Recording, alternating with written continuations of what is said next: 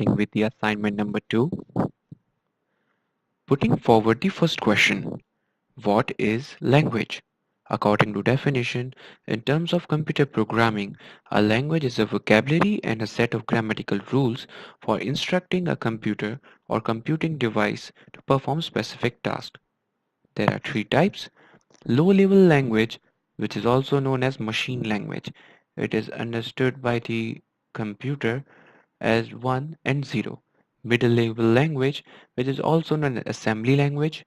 High level language, which is akin to human languages like C, C++, Java, COBOL, Fortran.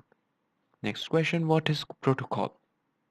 According to the definition, it is a pre-decided format for transmitting data between two devices. It will determine the following things: type of error checking to be used, data compression method if any. The signal both the devices will indicate that they have finished sending the data packets to each other. For user's point of view, he should be using the same protocol as the counterpart computer.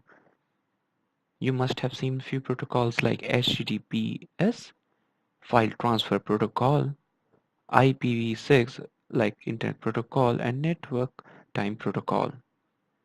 What is the difference between a language and a protocol?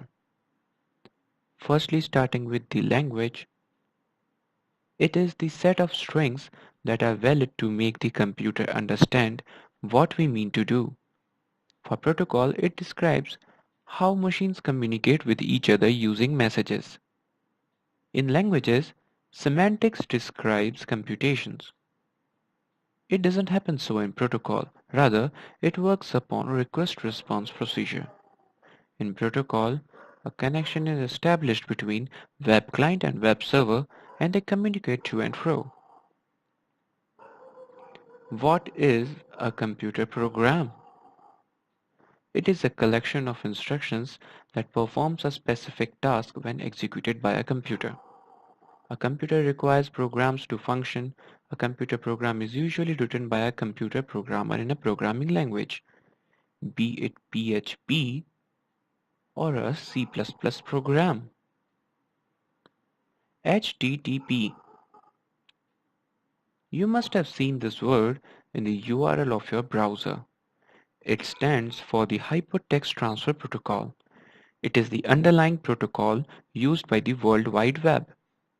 It defines how messages are formatted and transmitted, and what actions web servers and browsers should take in response to the various commands. For example, when you enter a URL in your browser, this actually sends an HTTP command to the web server, directing it to fetch and transmit the requested web page. What is the need for dynamic websites? A dynamic website is composed of PHP, JavaScript, WordPress, and codes. It is needed to facilitate real-time generation of web pages with the help of scripting codes like PHP, etc. It is easier to maintain than static website. Static websites change leads to manually opened and newly published web pages, whereas dynamic pages access information from a database. These are database-driven websites.